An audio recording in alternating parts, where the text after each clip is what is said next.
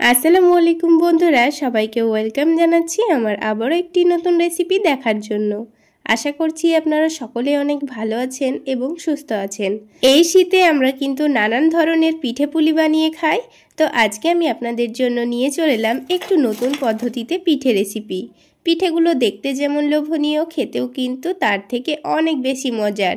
চাইলে শীতে একবার হলেও বানিয়ে খেয়ে দেখতে পারেন, দেখবেন দারুণ লাগবে। পিঠাগুলো তৈরি করে নেওয়ার জন্য সবার প্রথমে আমি এখানে 1 কাপ পরিমাণ ময়দা নিয়ে নিচ্ছি, আর তার সাথেই 1 কাপ পরিমাণ আটা নিয়ে নিচ্ছি। আপনারা চাইলে 2 কাপ পরিমাণই ময়দা কিংবা 2 কাপ পরিমাণই আটা নিতে পারেন। এবার এখানে স্বাদ মতো লবণ দিয়ে দেব। এবার লবণটার সঙ্গে আটা ময়দাটাকে একটু ভালোভাবে মিশিয়ে নিচ্ছি। ভালোভাবে মিশিয়ে নেওয়া হয়ে গেলে এবার অল্প অল্প করে পানি দিয়ে একটা নর্মাল ডো তৈরি করে নিতে হবে। ঠিক যেভাবে রুটি করার জন্য আটা মেখে থাকি সেইভাবে ডোটা মেখে নিতে হবে। আর পানিটা কিন্তু একেবারে দিয়ে ফেলা যাবে না, তা না হলে ডোটা কিন্তু অনেকটাই নরম হয়ে যাবে, সেই ক্ষেত্রে পিঠার শেপটা কিন্তু খুব একটা ভালো আসবে না। তো ডোটা খুব বেশি শক্তও হবে না, আবার অনেকটা নরমও হবে না।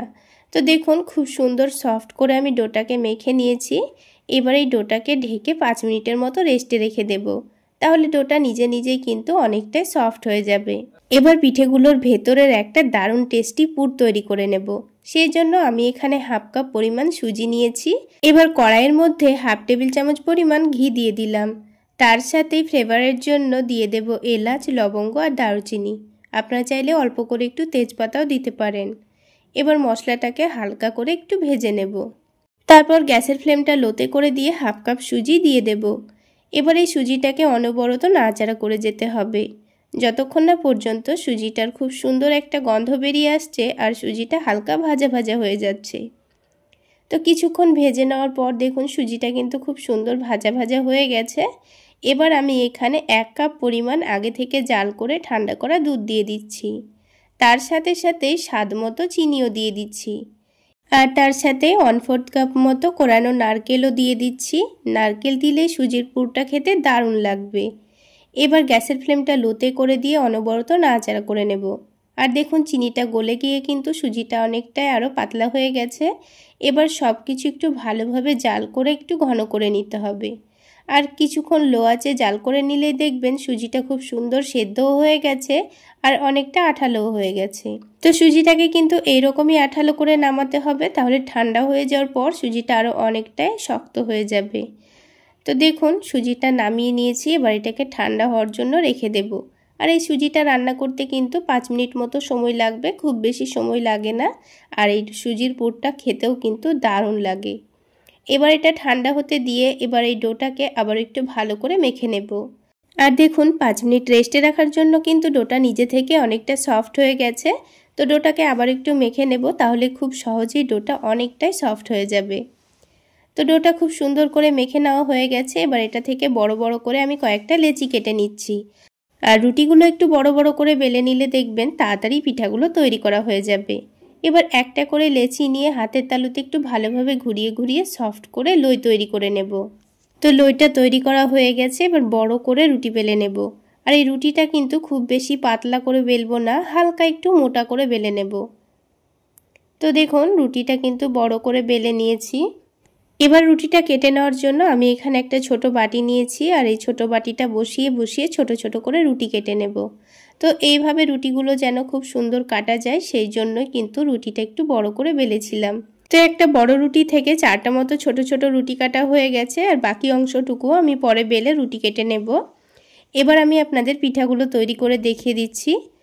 তো আমি এই পিঠাগুলোকে একটু পাতার শেপ দিয়ে নেব, সেই জন্য এই রুটিটাকে আবারও দুটো ভাগে ভাগ করে নিতে হবে।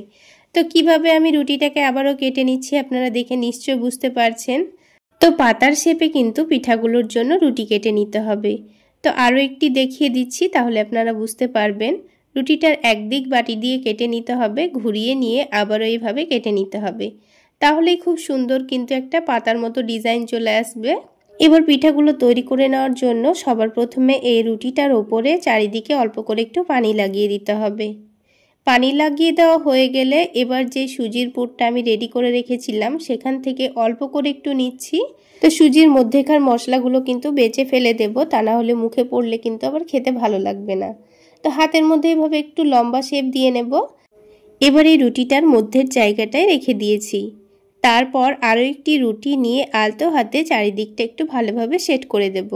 আর পানি দেওয়ার কারণে কিন্তু চারিদিকটা খুব সহজেই সেটে যাবে।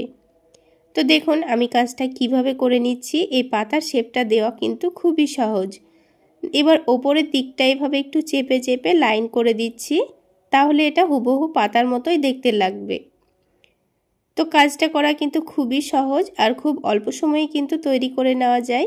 একটু দেখে নিলেই বুঝতে পারবেন। তো দেখুন এইবার এই চারিদিকটা একটা কাঁটা চামচ দিয়ে আলতো হাতে চেপে চেপে ডিজাইন তৈরি করে দিচ্ছি।